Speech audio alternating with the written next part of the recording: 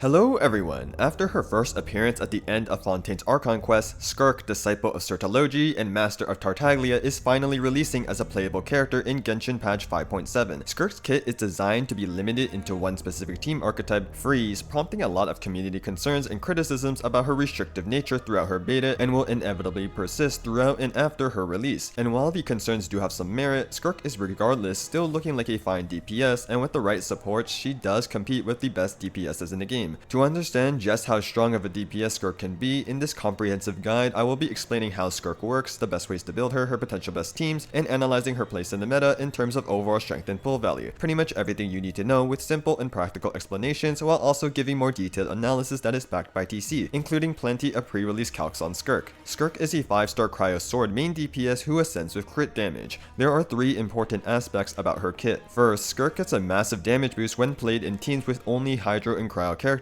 just like Escoffier. Second, Skirk's kit allows for 2 playstyles, an on-field main DPS that spams enhanced normal attacks, or a burst DPS who does a nuke of damage then swaps out. And third, just like how Mawika utilizes Fighting Spirit instead of normal elemental energy to charge her burst, Skirk also uses a unique resource called Serpent Subtlety, which is used to enable both her on-field and burst DPS playstyles. Skirk's A1 passive is one of the main ways of generating Serpent Subtlety. When the party triggers any cryo-related reaction other than melt, a Void Rift will spawn on the field. This can happen every 2.5 seconds, and a max of 3 Void Rifts can be on the field at once. When Skirk absorbs these Void Rifts, each one absorbed will give her 8 Serpent Subtlety points. She has 3 ways of absorbing these Void Rifts: using a charge attack while in her enhanced state called 7-phase flash, using her special burst, and holding her skill. I will reiterate this when I explain the details of these abilities. Skirk's skill is the second main way of Serpent Subtlety generation. Skirk's skill and burst work in tandem to create Skirk's 2 different playstyles, as both these abilities have 2 versions leading to the 2 playstyles. Holding the skill allows for quick mobility, but combat wise it also gives 45 Serpent Subtlety, resistance to interruption, and absorbs all nearby Void Rifts. The hold skill leads into Skirk's standard elemental burst. The burst costs a minimum of 50 Serpent Subtlety, and using it consumes all of Skirk's Serpent Subtlety to do a nuke of AoE damage. The more points she spends over the minimum of 50, the more damage the burst does, maxing the damage buff, which is significant because it's a direct multiplier increase when at least 62 Serpent Subtlety is consumed. So altogether, this creates Skirk's burst DPS playstyle, where after support skills, you hold E on Skirk, ideally absorb 3 Void Rifts, then burst for the max damage before swapping to your primary on-field DPS. But Skirk's primary playstyle, that being an on-field main DPS, comes from her tap skill. Just like the hold skill, pressing the skill also gives 45 Serpent Subtlety, but makes Skirk enter an enhanced state called 7-phase flash. While in this enhanced state, Skirk gains resistance to interruption, and her attacks gain a cryo infusion that deal more damage and have a larger AoE. In addition, a charged attack in this state will absorb all nearby Void Rifts. This enhanced state lasts up to 12.5 seconds, but consumes 7 Serpent Subtlety every second, and will end when Serpent Subtlety is fully depleted, or if Skirk swaps out. Also, 7-phase flash allows Skirk to use a special version of her burst. This special burst shares the same cooldown with her standard burst that does any good damage, but the special burst doesn't consume any Serpent Subtlety and doesn't do damage. It simply absorbs nearby Void Rifts and increases the damage of her next 10 normal attacks, with the buff increasing with the number of Void Rifts that the special burst absorbs. This is just a normal damage bonus buff to 10 normal attacks, so it isn't anything crazy. So altogether, this creates Skirk's on-field DPS playstyle, where after support skills, you tap skill, special burst to absorb Void Rifts and buffer normal attacks, then spam normal attacks, charged attack in the middle to extend her enhanced state, then end with more normal attacks. Skirk's remaining passives reinforce the idea that Skirk should be played in teams with only Hydro and Cryo teammates by giving her a significant damage boost if you meet these team building restrictions. With the A4 passive, Hydro attacks from Hydro teammates and Cryo attacks from Cryo teammates that hit enemies will give Skirk 1 stack of Death's Crossing. Each stack increases the damage of Skirk's enhanced normal attacks in 7-phase flash or her nuke burst, the main damage sources of her 2 playstyles. Skirk can have a max of 3 Death's Crossing stacks, and each party member can only give Skirk 1 stack. This damage buff is a motion value multiplier, working the exact same way as Nivulet's A1 passive. This simply means that getting all 3 stacks is extremely important for increasing Skirk's personal damage. Missing even 1 stack is a big damage loss, pretty much necessitating a full Hydro Cryo comp. On top of that, Skirk's special passive gives the entire team +1 skill talent level if all the party members are Hydro and Cryo and you have at least 1 of each element, further incentivizing a freeze team. While the mechanics of Skirk's kit may sound complicated, it is easy to understand when simplified. In summary, Skirk has 2 playstyles, on-field DPS and burst DPS. On-field Skirk, her main playstyle, is played by using her tap skill, then special burst to absorb Void Rifts and buffer normal attacks attacks, then you spam normal attacks. Once you see the resource bar getting low, use a charged attack to absorb newly created void rifts to extend her enhanced state. Then you can continue normal attacking until her enhanced state is over. Burst-DPS Skirk is played by holding skill, using her standard burst for a huge nuke of damage, then swapping out to your main on-field DPS or supports.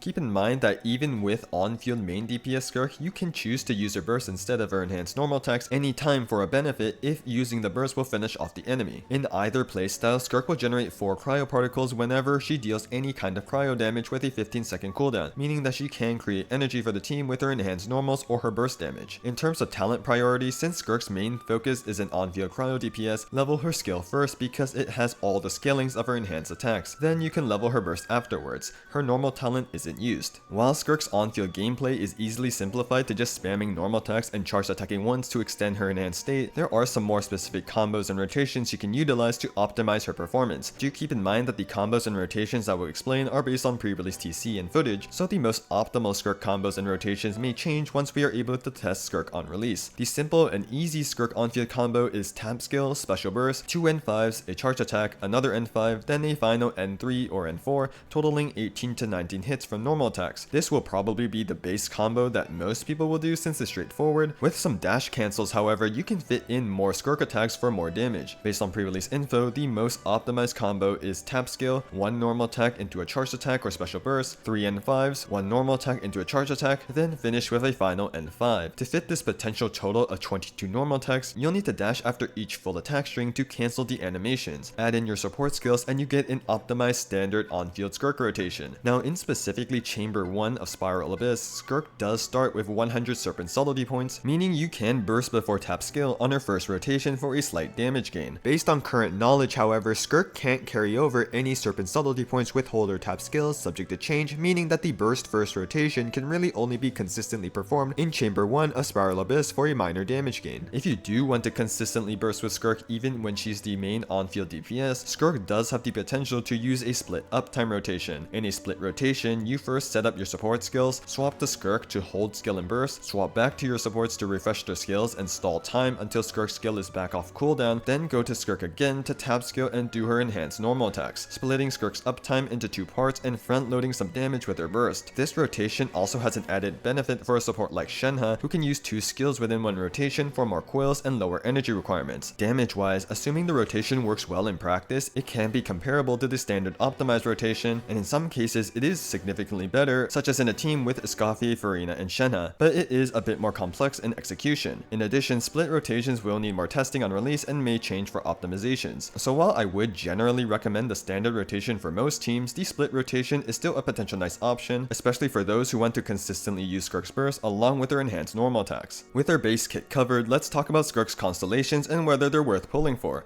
C1 creates a 500 motion value attack for each void rift that Skirk absorbs. Skirk will generally absorb 5 to 6 void rifts per rotation as an on-field DPS, meaning that C1 will add 2,500 to 3,000 motion value to her total damage, which is pretty significant. C2 makes her skill give 10 additional Serpent Subtlety points. In addition, it buffs both of Skirk's playstyles. It increases the max damage buff of the standard burst when consuming more than 50 Serpent Subtlety, and it gives 70% attack after Skirk uses her special burst while in 7-phase flash until her enhanced state is over. C3 increases her burst talent level by 3, C4 adds an additional attack buff to her A4 passive. Since Skirk should be in a full Hydro and Cryo team, C4 simply gives Skirk 40% attack. C5 increases her skill talent level by 3, and lastly, C6 enables Skirk to gain special Havoc Sever stacks after absorbing Void Rifts. She can spend these stacks to deal even more damage with her burst or enhanced normal attacks. She can even use these stacks to reduce an enemy's attack's damage while she's in her on-field enhanced state and counterattack for more damage. Overall, her constellations are quite good. Usually when Hoyo makes early constellations like C1 and C2, they like to make one significantly better than the other. However, both Skirk's C1 and C2 are strong and increase her damage by a similar amount. Of course, you don't need Skirk's constellations for her to be strong, but if you are looking to vertically invest into Skirk, both C1 and C2 are good to get. And now, let's go over Skirk's best weapon options. Her signature, Azure Light, is her clear best in slot, has high base attack, crit rate substat, and the special passive can currently only be fully utilized by Skirk, giving her a total of 48% attack and 40% crit damage for 12 seconds after using her skill. In terms of whether getting her signature or C1 is a better damage increase for Skirk, it depends on whether you have Skirk's other 5-star alternative weapon options. If you do, C1 is better. If you don't, her signature is better. Now, what are her other best 5-star 4-star weapon alternatives. They are Haranka Bakufutsu, Mist Splitter, and Primordial Jade Cutter, all of which give good stats like crit, damage bonus, and attack. For 4-star weapons, Skirk's two best ones are coincidentally both free-to-play weapons. The best general weapon is the Fontaine Craftable Finale of the Deep. Most of Skirk's teams will have a healer to cleanse the Bond of Life, and because Skirk generally doesn't get many attack buffs, the attack that this weapon gives with its passive is very good for her. The other weapon is the 5.2 event sword Calamity of Eshu. While this weapon can only be used if your team has a shielder, in the Skirk teams that do have a shielder, this weapon is great and will perform better than Finale of the Deep. Here's the quick weapon comparison for Skirk's personal damage done by Vonfi, assuming a team with Escoffier, Furina, and Yelan. While the percentage differences between weapons will slightly change with other teammates such as Shenhe, the overall ranking of her best weapons don't really change that much. So the TLDR of the best weapon options from worst to best is Finale of the Deep, Calamity of Eshu in teams with shielders, Jade Cutter, then Mist Splitter with sometimes them swapping so they're pretty similar, Haranka Bakufutsu, then Azurite. But of course, for the best answer for your build and team, consult the optimizer. I have also linked a more detailed weapon calc done by Harumi in the description below. Next, for Skirk's best artifact sets, she has two main choices, Finale of the Deep Galleries and Marechausse Hunter. While the two-piece effects are very similar, with Galleries being more universal with cryo damage, 4-piece Galleries gives 60% damage bonus to either Skirk's burst nuke or normal attacks, never both simultaneously, while 4-piece Marechausse Hunter gives 36% crit rate in a Furina team. There has been a lot of discussion about which set is better for Skirk. Meowtwo's or Harumi compared various different artifact sets with Galleries at different investment levels in both a Skirk team with Escoffier, Furina Yelan, and Escoffier, Furina Shenhe. The other sets like Blizzard Strayer and Gladiator are just overall worse options due to uptime inconsistency or fewer stats, so we just need to focus on the Marechausse Hunter column on the left. While both 4-piece Galleries and Marechausse Hunter are close in performance, in Skirk's ideal teams as an on-field normal attacker, Marechausse Hunter is generally better by a slight margin at most investment levels, assuming you don't overcap on crit rate. In addition, if you have more vertical investment on your Furina like C1 or C2 to give more damage bonus, Marechausse Hunter gets even better. The two main areas where Marechausse Hunter isn't much of an improvement and can be slightly worse are C0 R1, mainly because her signature gives crit rate, and C6 R1. However, while damage-wise the comparison favors Marechausse Hunter, this is only the case in the Skirk team with Furina. If Furina isn't on the team, 4-piece Marechausse Hunter doesn't really work, while 4-piece Galleries works regardless of teammate choice. Now, since Furina is one of Skirk's best supports, if you have her, you're likely going to play her with Skirk. However, you may not own Furina, you may want to use Furina on another team, or you may be playing content like Imaginarium Theater where you can't always choose your ideal team comp. In these scenarios, Galleries always working regardless of teammate choice is a nice benefit. In addition, if you're planning to play Burst-DPS Skirk, 4-piece Galleries is better because 2-piece Marechausse Hunter doesn't buffer burst and the 4-piece effect doesn't stack from off field. Also, in the potential split uptime rotation, Skirk can actually utilize both buffs separately from 4-piece Galleries within a single rotation, which is pretty cool. So ultimately, you're choosing between a more flexible and versatile set with Finale of the Deep Galleries and a more optimized set in specific teams for damage, along with being in a more valuable domain to farm with Marechausse Hunter. As long as the artifacts you use have good substats, either set will be good for Skirk. For artifact main stats, Hourglass is always attack percent. Goblet can either be cryo damage or attack percent. Which one is better depends entirely on builds and constellations. For instance, compared to 4-piece Marechausse Hunter, which prefers cryo goblet, 4-piece Galleries already gives a lot of damage percent, improving the performance of an attack goblet. Weapons like your signature give attack percent, making cryo goblet preferred. Skirk C2 gives a lot of attack, which makes cryo goblet better, but if you have constellations of Furina, which increase her damage percent buff, attack goblet becomes close in performance. Ultimately, both cryo damage and attack percent on the goblet are fine, just pick whichever one you have that has better substats and consult an optimizer for the best answer for your situation. For the circlet, it is simply crit rate or crit damage. If you have an insane attack circlet, it can also be viable. The only substats Skirk needs are crit and attack. Lastly, I wanted to touch on the topic of crit rate and cryo resonance for Skirk. Since Skirk is cryo, she does have access to cryo resonance, which gives 15% crit rate against frozen enemies or enemies affected by cryo. However, this does not mean that Skirk just has a permanent free 15% crit rate in combat. A lot of difficult enemies such as bosses can be frozen, and because Skirk has at least one off-field hydro support on her team,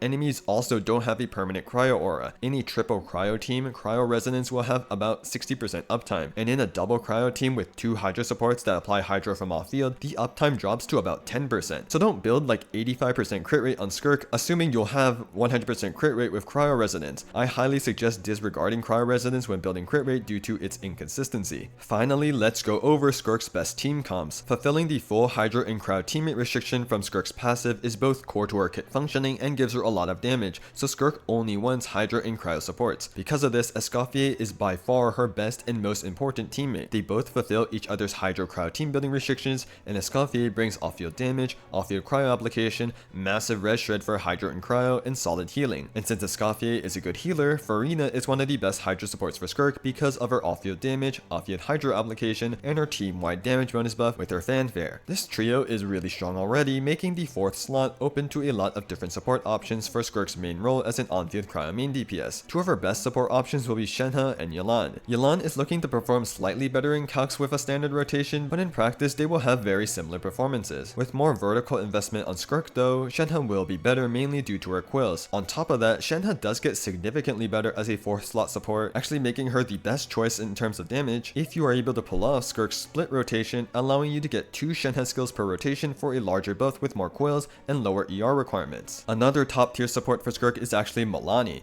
As a Hydro Knotline Catalyst user, Malani can consistently proc 4P scroll and give the TTDS attack buff to Skirk, both of which are extremely potent buffs. Another strong support from Knotline is Sitlali. Even though she doesn't buff Cryo in her kit, Sitlali is still a 4P scroll user and gives a shield to enable usage of Calamity of Eschewed. Since she's Cryo however, in order for her to consistently proc freeze for the 4P scroll buff, she must go after Furina. Thus, if she holds TTDS, you have to give the buff to Escoffier instead of Skirk, which honestly isn't too bad as it is very similar to the team DPS of Sitlali using R1 Wandering Evenstar. Mona is also a solid 4th slot support choice, giving a nice damage buff with her Burst Omen, additional crit rate from the Omen with C4, and being able to hold TTDS. Her biggest problems are her high ER requirements with TTDS and low Omen duration without freeze, but if you are able to meet her ER requirements, she can be pretty good. If you don't have any of these 5 stars, Xingqiu is a solid 4-star option as an additional source of off-field Hydro damage. Assuming 2 skills per rotation on Candace, she can be a solid 4-star Hydro support as well with her damage buff to normal attacks that Skirk can benefit from. Rosaria is another good 4th slot 4-star support option that's Cryo, increasing Cryo residence uptime and giving additional crit rate herself. Layla is also a good 4-star choice mainly because her shield enables Calamity of Eschewed, which is a DPS upgrade over the base 4-star weapon of Finale of the Deep. For the same reason, Dahlia is a fine 4th slot support as well, as along with the shield, he gives attack speed for Skirk for more normal attacks. Actual in-game testing still needs to be done to see how many extra attacks Skirk can actually get from attack speed with different combos, but from pre-release footage, the assumption is that C0 Dahlia allows 1 to 2 extra hits, while C6 Dahlia allows for 2 to 3 extra hits, but of course this is subject to change. The extra damage from this isn't anything massive, but it's nice nevertheless. There are plenty of other Hydro and Cryo supports you could use as the 4th slot in a Skirk Escoffier Furina trio. To summarize the key 4th slot supports I highlighted, as well as other supports I haven't mentioned, I ranked them on a tier list with the main parameter being team DPS based on a large amount of TC, Calcs, and Sims I've looked at and analyzed, while also taking into account more practical gameplay assumptions. I also tried my best to order them from left to right, but a lot of the characters that are close to one another on the same tier generally perform very similarly with little differences. Ultimately, with Skirk, Escoffier, and Furina already being so strong, there are a lot of options in the 4th slot for a solid team. But what if you don't have Furina available for the team? Although she is a very strong support for Skirk plus Escoffier, you do have some fine alternative team options. Since Furina is a major source of off-field Hydro application, ideally you replace her with another Hydro support that can do the same for Void Regeneration such as Yelan. Then you can just fill the last slot with another strong support for Skirk. For instance, you can use Yelan Shenhe, Yelan Sitlali, Yelan Xingqiu, and Yelan Mona, pretty much just using different combinations of Skirk's top supports other than Furina. To give a very rough general damage estimate, most non-Furina teams are looking to be about 80 to 90k team DPS, obviously worse than many of the Escoffier Furina teams that can reach about 100k or over with current Calcs and Sims, but non-Furina teams are still fine and above average in terms of team DPS when considering the entirety of Genshin's meta. The biggest problem and concern on everyone's mind, however, is if you don't have access to Escoffier. Because Escoffier provides so much to the freeze archetype, any potential replacement for her will be a big loss in damage. Even if you try to replace Escoffier with another source of res shred such as Shilonen or Kazuha, even with C2 Shilonen, these substitutions are not good alternatives mainly because you lose a lot of damage from Skirk's A4 passive due to these supports not being Hydro or Cryo. It is not completely doom and gloom without Escoffier though. One of the best non-Escoffier options for Skirk is playing around a Sitlali Yelan support core. For instance, you can use Sitlali Yelan Xingqiu, playing around the classic double Hydro core. You can use Sitlali Yelan Shenhe, combining 3 of the best supports for Skirk together in a team. You can even use Sitlali Yelan and Candace, where Candace can increase the damage of Skirk's normal attacks. The other solid non-Escoffier option is playing around the Furina and Yelan duo, which has benefited many other DPSes. The last slot does need to be a team-wide healer. One option is using Mika. Even though he is designed for physical DPSes, his healing is solid and he can provide attack speed for Skirk for additional attacks. The second option is Charlotte. Along with solid healing, Charlotte is a holder of TTDS to give an attack buff for Skirk. She does have some high ER requirements however, especially if you don't have her C4. If you don't have any 5-star limited supports and you can only use 4 stars, you can try and use a team like Layla, Rosaria, and Xingqiu. This team is pretty bad in terms of DPS though, and unless the enemy you're up against has mechanics that favor freeze, if your only option is a full 4-star team, you are likely better off playing Skirk Hyperbloom instead. To give a very rough general damage estimate, the best non-Escoffier teams are about 70 to 80k team DPS. This is about 20 to 30% worse than teams with Escoffier, which is a significant damage loss. Of course, the best non-Escoffier teams are still good enough to clear endgame content, and you can close the Escoffier gap with vertical investment such as getting Skirk's signature weapon. Ultimately, however, Escoffier is very important for the performance of Skirk's teams, especially if you don't have access to the other 5-star support options. There are a lot of combinations of Hydro and Cryo supports that Skirk can theoretically use, and while I covered most of the best ones in this video, there are some variations I didn't mention. If you want to see additional and more detailed team DPS calcs, Theorycrafter Harumi has a sheet that covers over 40 different variations of Skirk teams, some at C0 5-star baseline, and some with 5-star constellations and signature weapons. She also has her own detailed artifact, weapon, and constellation comparisons in the sheet as well, so if you want to delve into more Skirk TC yourself, I highly recommend checking her Skirk sheet, which I have linked in the description below. Other than her primary main DPS playstyle, Skirk can be played as a burst DPS or dual carry with other Cryo and Hydro main DPSs alongside the Furina-Escoffier duo. For instance, you can play Skirk in a split rotation with either her Disciple or Wriothesley, where both can do their full normal attack combos and damaging burst within one long rotation. You can also play Skirk to only use her burst for damage, such as with Nivula or Ayaka, where Skirk kind of acts as the sub DPS for the main carry. On paper, these teams can perform similarly to their already existing best teams. I wouldn't consider Skirk a new best teammate for Nivula and Ayaka though, due to practicality and the loss of buffs for the main carry, but she's still a fine option for them and will perform well. To conclude this Skirk guide, I wanted to share my analysis on her place in the meta in terms of overall strength and pull value. Overall, Skirk is looking like a strong and straightforward to play DPS, especially with her best supports. To give some general context on how strong the current top meta DPSs are in terms of team damage, the best DPS in the game is Mawika, whose base melt teams calc at around 125k DPS, and with supports like C6 Eon-san, her melt teams can reach around 140k DPS. Then at second best there's Veressa, who generally calcs at around 100k DPS and upwards to 110k DPS with C6 Chevreuse, C6 Eon-san, and Mawika. Then behind her, you can kind of group all the Natlan DPSs, Nivula, and Arlecchino together in the 90 to 100k DPS category, with the Natlan DPSs using support Mawika for their best teams. And depending on the calc assumptions, you can fit other DPSs like Ayaka or Clorand if you're flip. So where does Skirk fit among the best DPSs in Genshin? Against freezable enemies, which means 100% cryo resonant uptime, Skirk's best teams can reach close to Mawika's baseline melt teams. However, most TCers understandably don't assume freeze since bosses can be frozen, but even without freeze, Skirk's best teams with Escoffier can range from about 100k to 115k DPS, potentially higher with optimizations, as one of the highest DPS numbers from Skirk's teams is the Shenhe team with 118k using a split rotation. So in their optimal teams, Skirk is at minimum as good as Veressa and can potentially perform slightly better, making her the second best DPS in the game in terms of team damage. If we compare Skirk directly with Ayaka as a cryo main DPS, Skirk is just looking like a strict upgrade. Not only is the on-paper DPS higher for Skirk, but Ayaka calcs generally do not translate perfectly to real gameplay due to the inconsistency of her burst, so in practice and quality of life wise, Skirk will perform much better. And while some would say that Ayaka's kit isn't as reliant on Escoffier as Skirk, in terms of team DPS, Ayaka's teams are still significantly worse without Escoffier, even with units like Shilonin or Kazuha in her place, just like Skirk. There have been a lot of community criticisms about Skirk's power level and kit, some of which I don't necessarily agree with and I wanted to quickly address. First is the idea that even though Skirk is on par and arguably slightly better than Veressa, Veressa's best teams have 2 4-stars, Chevreuse and Eon-san, making her more accessible in team building and thus the overall better DPS. The problem with this is that if you want to compare team damage and pull cost, Veressa requires C6 Chevreuse and C6 Eon-san to actually reach her highest numbers, and on average, the amount of pulls needed to get 2 C6 4-stars with C0 Mawika is higher than pulling 3 limited 5-star supports for Skirk. Sure, it is easier to get the base 4-star units and actually have the ability to play Veressa's best team, but in terms of comparing team DPS in their ideal teams, its cost argument doesn't massively favor Veressa. Second is the concern that Skirk's kit completely breaks down against pyro shields and enemies with a permanent pyro aura because Melt doesn't generate Void Rift with her 8-1 passive. While it is true that Void Rift won't be generated, in practice I don't think this really matters. Against pyro shields like an Abyss Mage or Lecter, there's still a normal damage phase before or after you break their shield with Hydro, and against enemies with the pyro aura, most pyro infused enemies in in-game content are relatively weak, like pyro slimes that easily get get killed by Hydro supports vaping or Cryo units melting for free. This definitely will be more of an issue if tougher Pyro-infused enemies become more common, such as the Pyro Hypostasis or a hypothetical Pyro Tulpa, but in these scenarios you kinda just have to accept that Skirk isn't going to be optimal against these matchups and you should use someone else, which is the exact same case for every other DPS in the game. Third is the idea that Skirk is being carried or wheelchaired by her supports, which doesn't make her a good DPS. For instance, one of Skirk's best teams is with Escoffier, Furina, and Yelan, and some would argue that any Hydro or Cryo on-fielder can be in Skirk's place since a lot of damage is coming from the supports. But all these supports dealing damage doesn't mean Skirk is getting carried. In this team, Skirk is dealing a majority of that team's damage, but even more important than damage contribution, the actual damage number that Skirk dishes out is very high, over 1.2 million per rotation as per Vomv's Calcs. Replace Skirk with someone like Ayato who deals much less damage and the team is significantly worse. So in reality, Skirk isn't getting carried by the wheelchair, but makes the team better as she is one of the best users of the supports. But the biggest Skirk criticism that I think everyone can agree on is her Hydro and Cryo team building restrictions and her reliance on Escoffier. Every single one of Skirk's passive requires you to meet the full Hydro and Cryo character requirement, otherwise Skirk loses a lot of damage, especially because of her A4 passive. Since Escoffier's niche is with the same team building requirement, providing damage off your Cryo application, res shred, and healing for these teams, Escoffier is just too good of a support for Skirk. Even if Hoya made Skirk lose less damage for not having a full Hydro and Cryo team by increasing the 1 and 2 stack damage bust from her A4 passive, non-Escoffier teams will still perform significantly worse than Escoffier teams. But Escoffier being too powerful of a support is not the main issue. Sure, she's definitely very strong in the freeze niche, but the main problem is that Skirk is locked into full Hydro and Cryo teams without having a good Cryo support alternative that comes close to what Escoffier provides. Because of this, the performance between Escoffier with and without Escoffier is very significant, as the best non-Escoffier teams are still about 20 to 30% worse than many Escoffier teams. This issue could get alleviated with the future release of new Cryo supports that compete with Escoffier's slot. However, I'm not very optimistic that this will happen, and since Escoffier already exists with her current kit, it is unlikely that Skirk wants to be separated from her favorite chef anytime soon. So with Skirk being restricted to one team archetype and ideally wanting Escoffier, is she still a good unit to pull meta-wise that has value as we head into Nod Cry? If you do have Escoffier, Skirk is going to be the best freeze-oriented Cryo DPS as well as an overall top meta DPS, as her best team's damage are only second to Melt Malwika. If you have Escoffier but already have Ayaka as a Cryo main DPS, then getting Skirk could still have some value as she is an upgrade over her in terms of damage and quality of life. But Ayaka with Escoffier is a fairly strong team that can clear endgame content already, so you don't need to get Skirk if you don't want to. Now if you don't have Escoffier, Skirk's teams can still function well enough in endgame content with other 5-star limited supports like Sitlali, Furina, Yelan, or Shenhe. So if you really like Skirk but don't have Escoffier, I would still urge you to pull your favorite unit since that's more important than meta, and you can easily close the Escoffier gap with vertical investment like her signature weapon. And with Gacha Shill being increasingly prevalent in Spiral Abyss with their specific damage buffs favoring the banner characters, and the release of the new endgame modes Stygian Onslaught which have bosses that favor specific team archetypes, Skirk will have immediate pull value since the endgame content will favor her, whether you have Escoffier or not. However, in general from a meta perspective, I don't consider Skirk without Escoffier a top meta DPS. In terms of Skirk's future-proof pull value, like any character in the gacha game, especially DPSs, Skirk can get easily power crept as a Cryo main DPS, it's just a matter of when. With Nod Cry coming out soon, which will likely release newer stronger characters that play around special mechanics,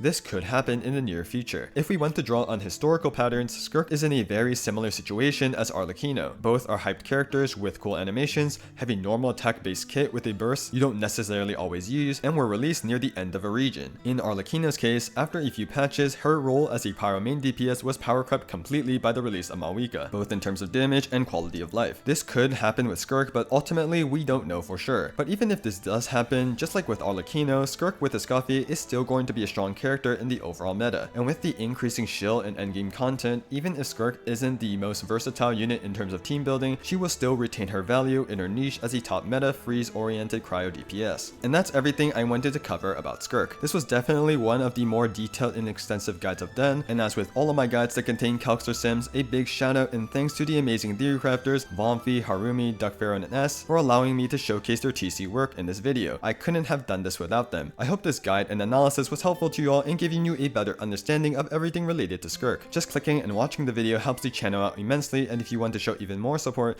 consider liking or sharing the video, or click the subscribe button for more Genshin guide and analysis videos in the future. Leave any questions in the comments, and for all of you planning on wishing, I wish you all the best of luck on your Skirk pulls.